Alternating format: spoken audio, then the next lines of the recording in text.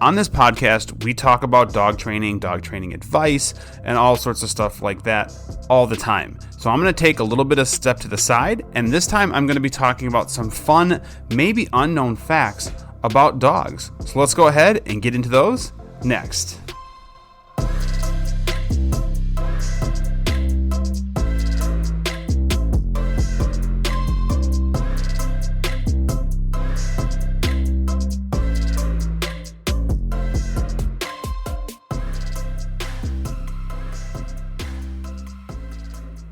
All right, let's go ahead and get this week's episode going. Hey, everybody, I am Jake. I am from ondogtrainingacademy.com. If you're watching us on YouTube, hi, how you doing? You can see me here. If you're watching, or I should say listening to us via any of the other apps for podcasting, thank you guys for listening.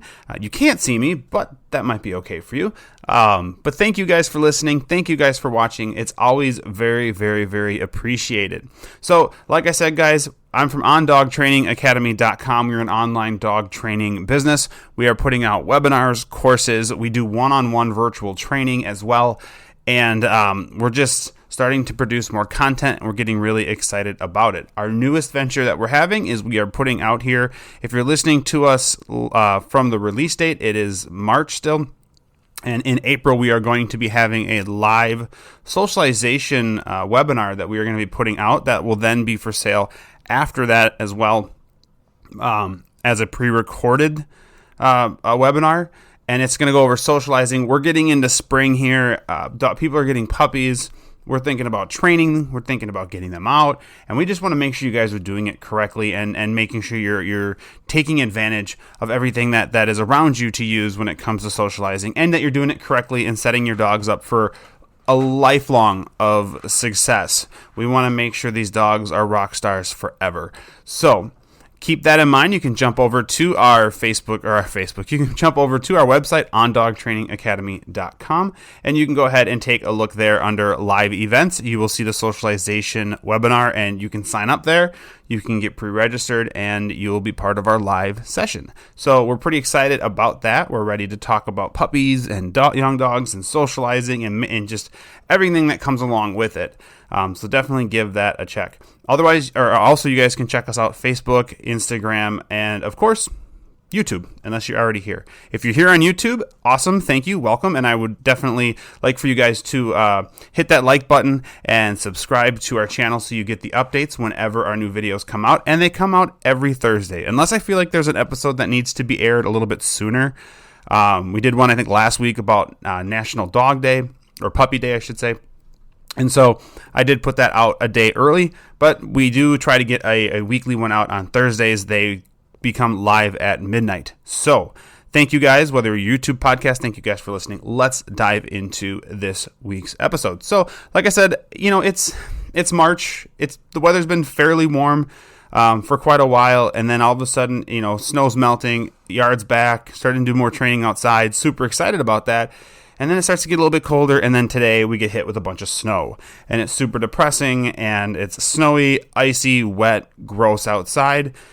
So I decided, you know what, I'm going to have a little fun with this week's episode. And I want to talk about some fun facts that some you may not know, some you may know, but some you may not know, or at least maybe forgot about, just to keep it light. I want to keep this light and fun and happy today.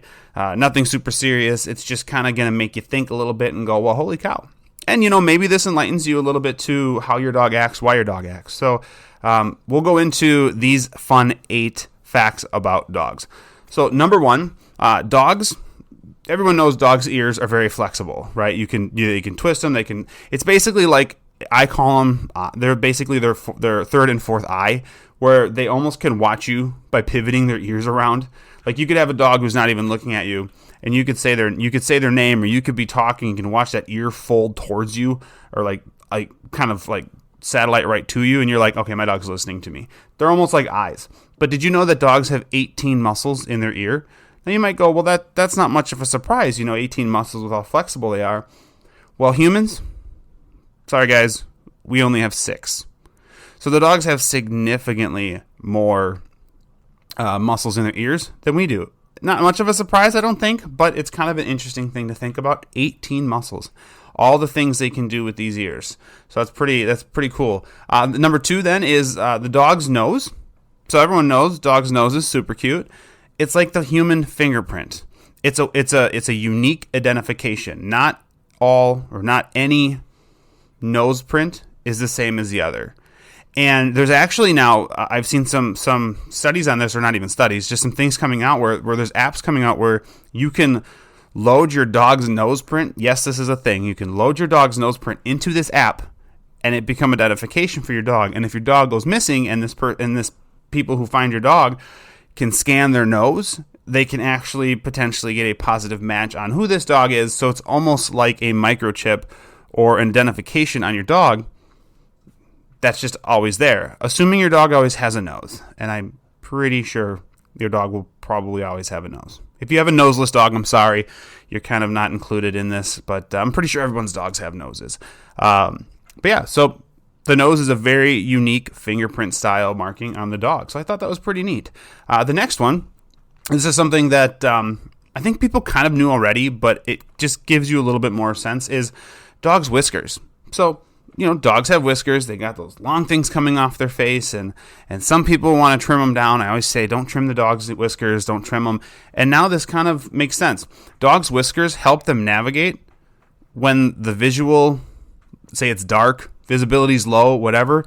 Their whiskers help them navigate. They're basically like little feelers. They have a ton of little nerves. They're just, these whiskers are packed with nerves, and these nerves are sending signals up to the dog's brain and letting them know, oh, you're touching something, oh, you're bumping something, or oh, it kind of gives them more directional ability. So, if you're thinking about grooming your dogs and you're going to trim up their whiskers, don't do it.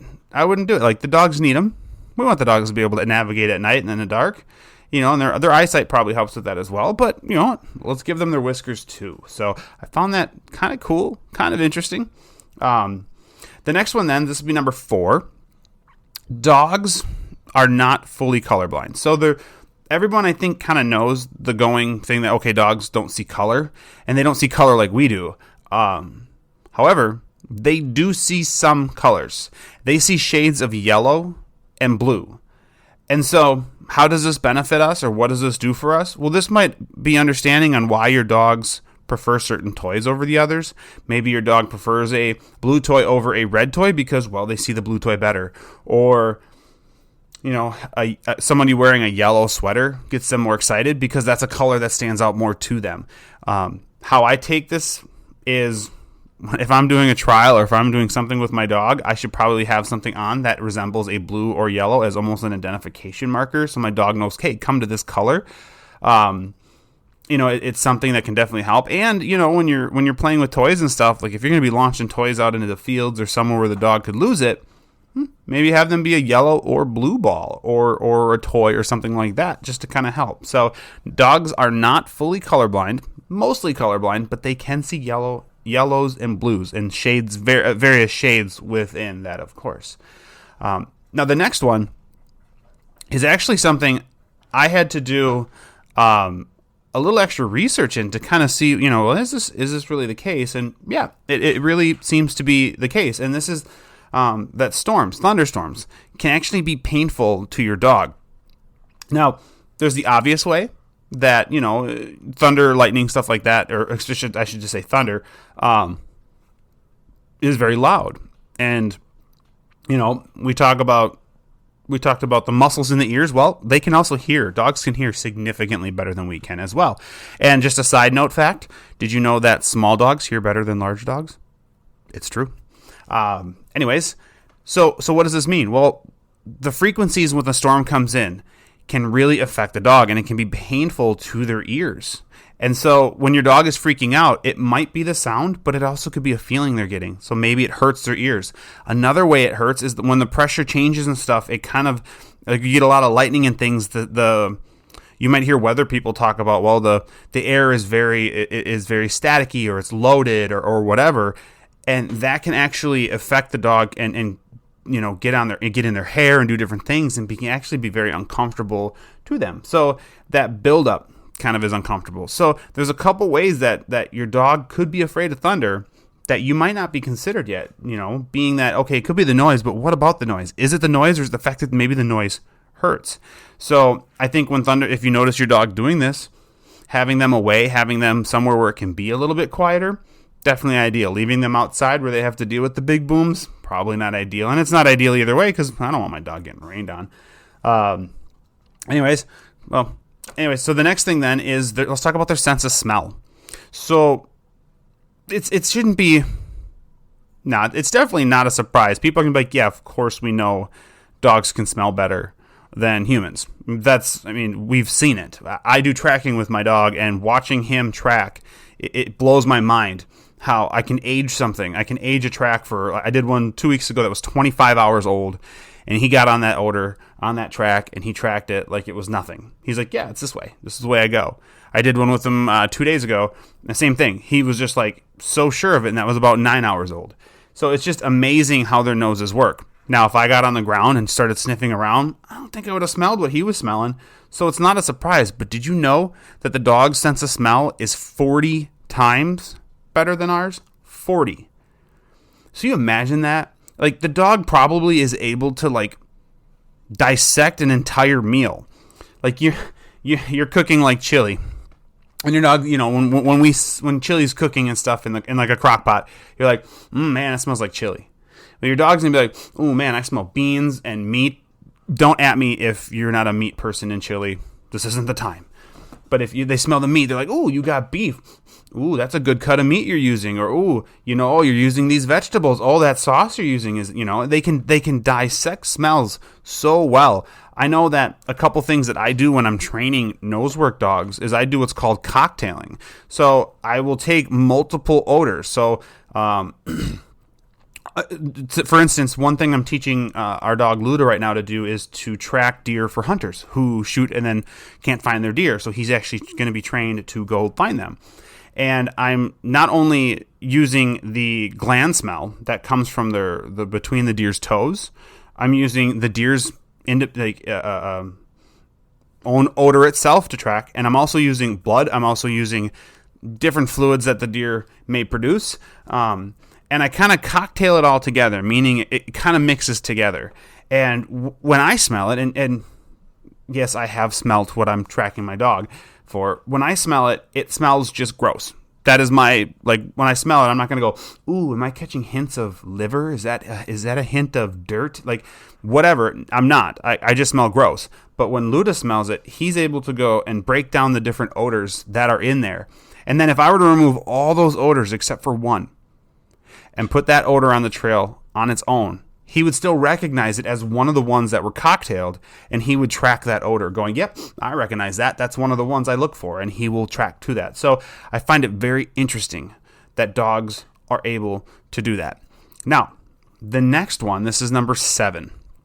The next one kind of gets, this is an area where I guess it depends how you look at it. So I've been talking about all these awesome things and how dogs are kind of like, they have better hearing. They have better sight. We know that. Better hearing, better sight to a degree than we do.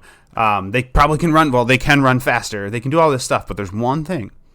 There's probably more. But in the facts for today, there's one thing that we are better at than dogs. And that is taste. And I'm okay with that. It answers some questions to me on why dogs eat certain things.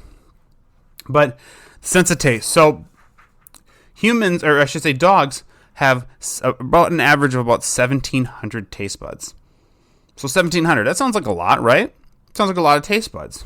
The average human, 9,000.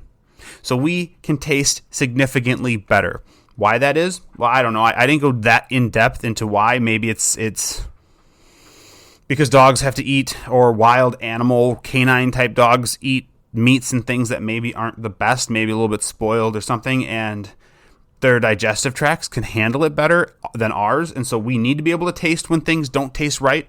Doesn't really explain why our sense of smell isn't great, but you kind of get the hint. And like I said, I get it, and it makes sense, because you look at your dog and you're like, why are you eating that? It's not food. And your dog thinks, that's great. I'm eating this chunk of dirt out in the woods or something, and you're like, wow.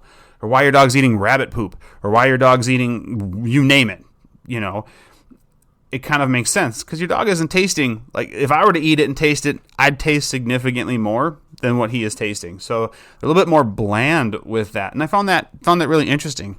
So that might be also why some treats just aren't valuable to your dog because they just don't hold, they're just not a strong enough flavor for your dog to go, yeah, that's good. The next one and the last one is dogs sweating. So we all know dogs pant when they're tired, right? Stick their tongue out, they're panting, everything like that. But how do dogs sweat? Well, dogs do sweat, and it comes from their feet. Dogs sweat through their feet.